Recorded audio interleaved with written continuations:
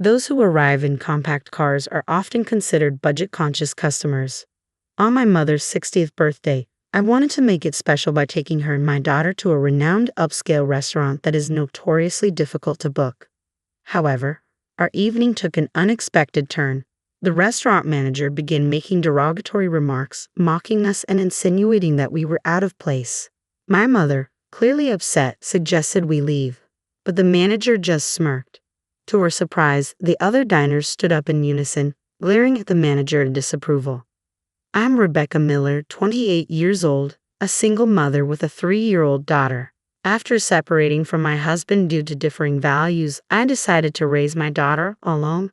When I returned home to share the news, my mother welcomed us with open arms. Overwhelmed, I broke down in tears. Seeing my distress, my mother offered for us to move in with her. She had been living alone since my father passed away a few years ago, and she was delighted at the idea of having us.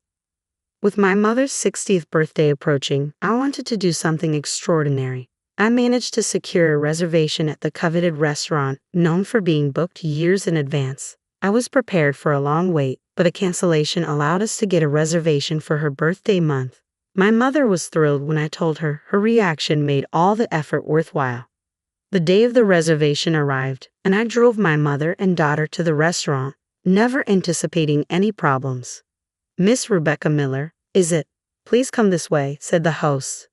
The grand entrance was fitting for such an exclusive venue, and my mother and I were in awe of the opulent decor while my daughter remained her usual cheerful self. Seeing my mother's delight, I felt confident that the evening would be perfect. After a brief wait, our appetizer arrived, a beautifully presented salad. Both my mother and I were excited, especially since the restaurant had a special menu for my daughter, a thoughtful touch. As we enjoyed our meal, my mother began recognizing some of the patrons. "I know that person," she said, pointing out several celebrities she had seen on TV. I glanced around, noticing the same faces and feeling a part of this glamorous world. Everyone seemed to be enjoying my mother's and daughter's presence, and the approving looks from fellow diners reassured me about bringing my young child. The appetizers were finished, and the first main course was served, its elegant presentation adding to the evening's splendor. Instinctively, I pulled out my phone and took a photo. Almost immediately, a different staff member approached us. His displeased expression caught me off guard. "Excuse me, could you please refrain from taking photos?" he asked curtly. I apologized, trying to explain. I just wanted to capture the moment. His next words were laced with disdain. "This is typical of people like you. Why are you even here? Who let you in?" His muttered comment was clearly audible, making me feel deeply uncomfortable. I tried to hide my discomfort, looking down to avoid dampening my mother's mood. However, my daughter's sudden crying brought me back to the moment. She had dropped her bread on the floor, and her cries echoed in the quiet restaurant. People began to turn their attention toward us, and I panicked, attempting to calm her down. But the more frantic I became, the less effective my efforts were. The rude staff member from earlier approached again. "Ma'am, you're disturbing the other patrons with all this noise." "I'm so sorry," I said. "I'll calm her down right away." "You really shouldn't bring children to places like this," he retorted, his sarcasm unmistakable. My mother overheard this time. Clearly irritated, my mother spoke softly but firmly. "It's your attitude that's truly ruining the reputation of this establishment." Her comment only seemed to fuel his hostility. "This isn't a place for children, you know. If you continue to cause a scene, I might have to call security." His arrogance and rudeness made both my mother and me furious, but we knew that reacting with anger would only worsen the situation. Taking a deep breath, I tried to stay composed, determined not to let him see how deeply his behavior had affected us. I could hear my mother murmuring a similar apology. "I truly apologize for the disturbance. My daughter has stopped crying. Can we have a moment?" The staff member, arms crossed, stared at us, clearly waiting for us to make the next move. "Could you calm down? You're inconveniencing the other guests," he said sharply. To distract my daughter, I offered her some bread from my plate. She stopped crying and began eating happily. I let out a sigh of relief, shared a glance with my mom, and attempted another apology to the staff member before taking my seat, but he seemed even more agitated. "Do you even understand what I'm saying? I'm telling you to leave. This restaurant is too upscale for you." But my daughter has calmed down now, I protested. She might cry again. But we informed the restaurant about her when we made the reservation. So what? He snapped. This is exactly why people like you have such low standards. If you keep this up, I'll call the manager. The staff member stormed off towards the staff room, leaving my mother and me stunned. We couldn't believe how rude he was. Didn't he realize that his attitude was the real issue here?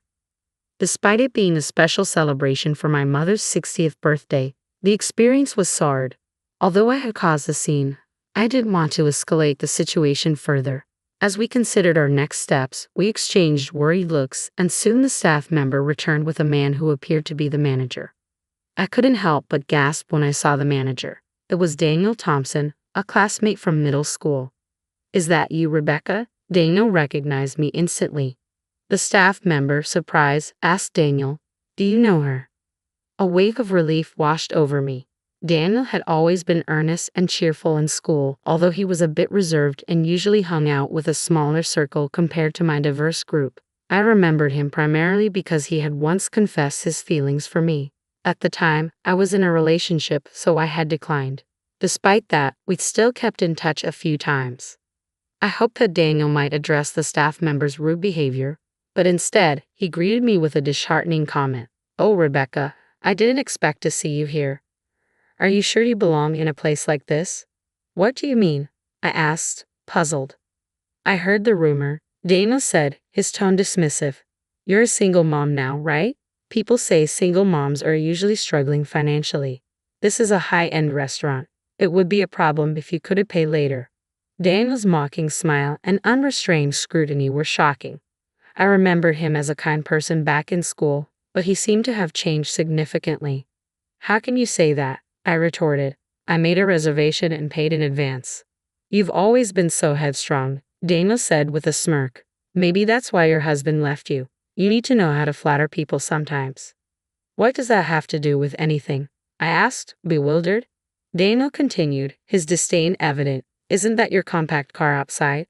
"So what if it is?" I replied, my irritation growing. Daniel chuckled derisively.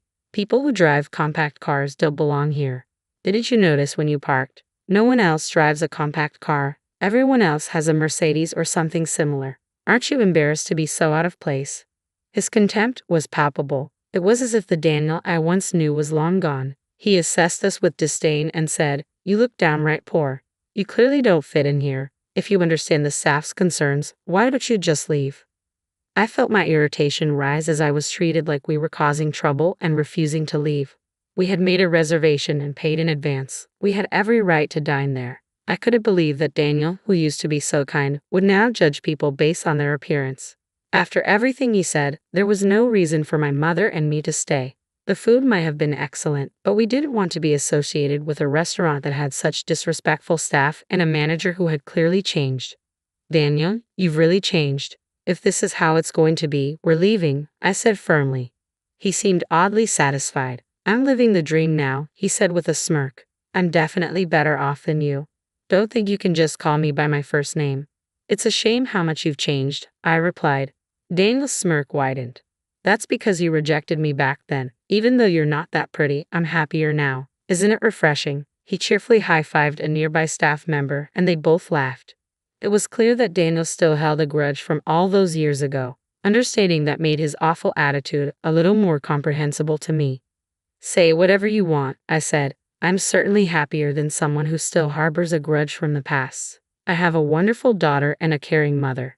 Turning to my mom, I added, "Let's go." When I responded confidently, Daniel seemed to take pleasure in my irritation. He probably thought I was just being a sore loser. It frustrated me to no end, but shouting at him wouldn't change anything.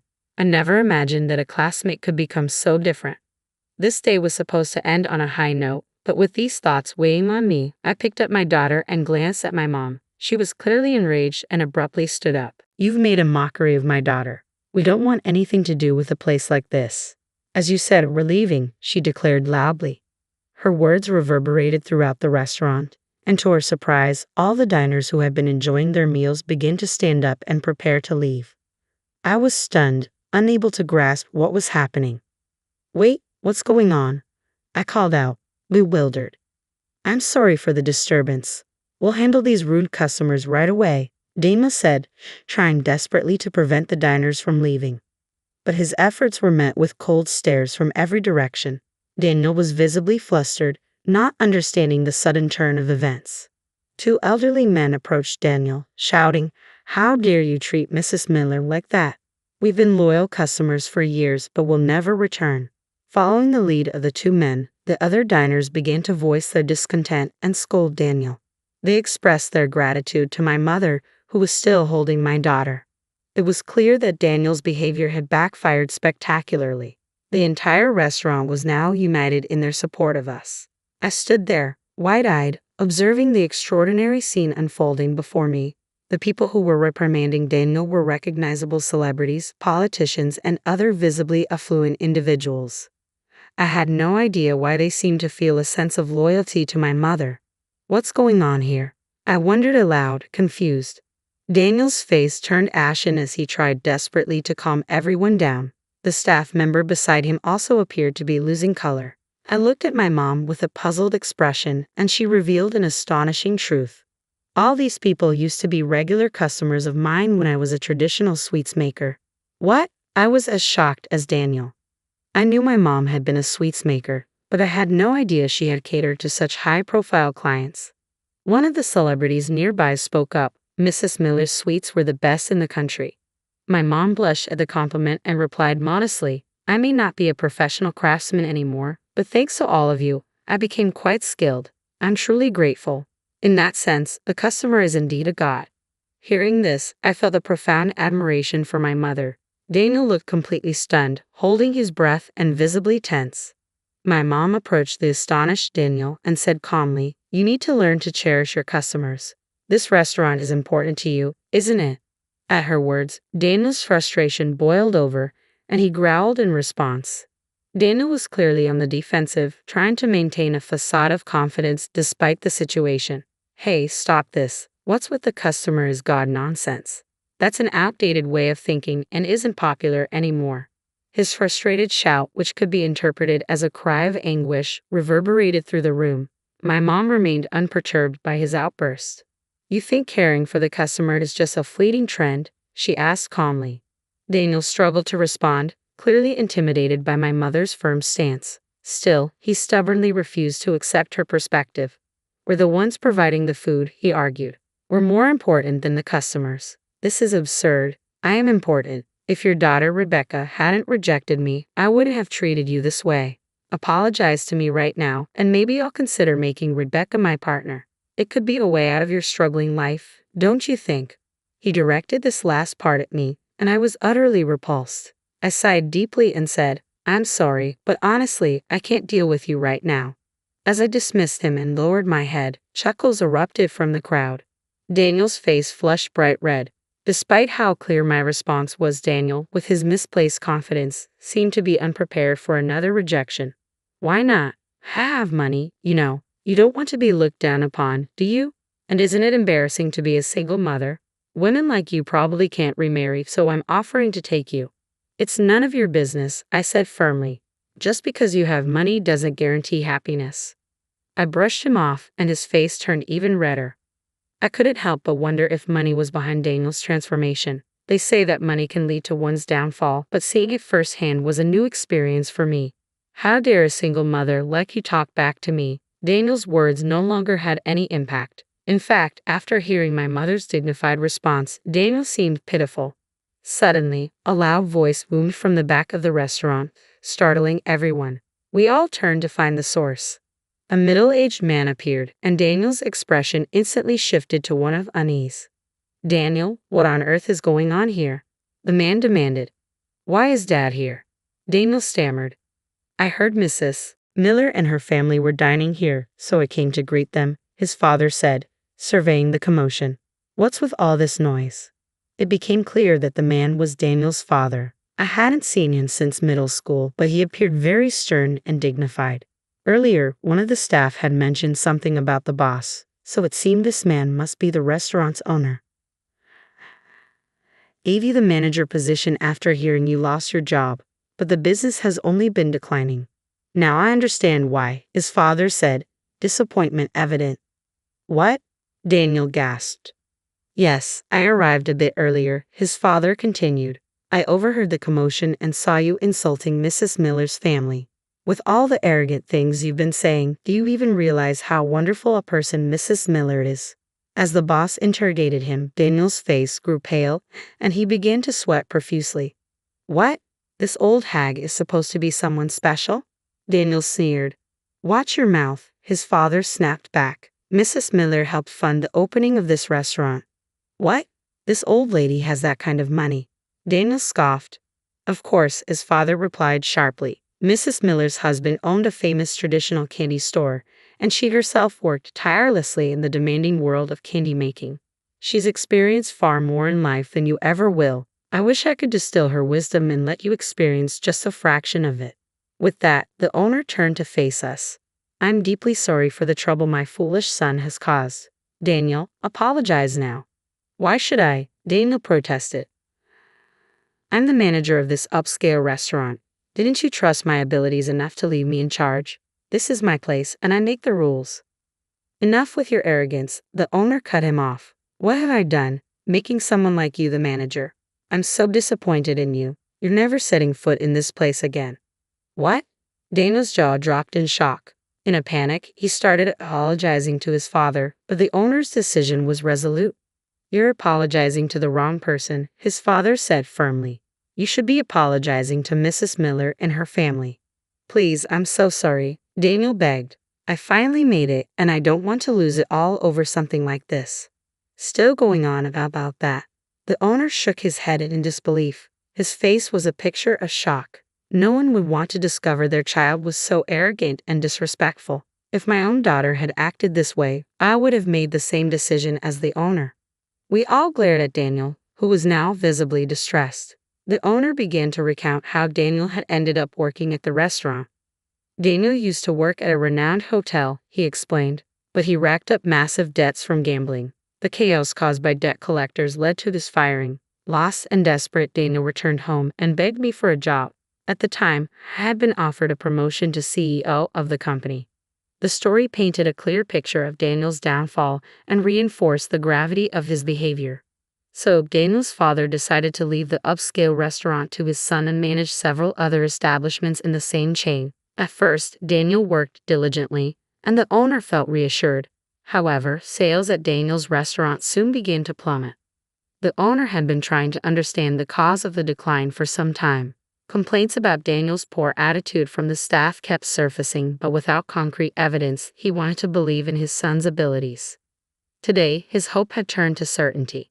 It's truly a shame, the owner said, looking at Daniel with deep disappointment. Daniel, who looked as though he had been struck by lightning, began to apologize frantically. Dad, please forgive me. I've been trying my best, haven't I? Rebecca, please say something to my dad for me. What exactly should I say? I asked, my voice cold. We were classmates, remember? For old time's sake. You're really something, I continued. You truly are the worst. Daniel's face fell further as he absorbed the disdain in my words. Both my mother and I sighed, taken aback by the turn of events. After the confrontation, Daniel was dismissed from his position as manager and disowned by his father, leaving him without a place to go. It later came to light that Daniel had accumulated new, hidden debts. Despite his decent salary, he had squandered most of it on gambling and mistreated his staff daily.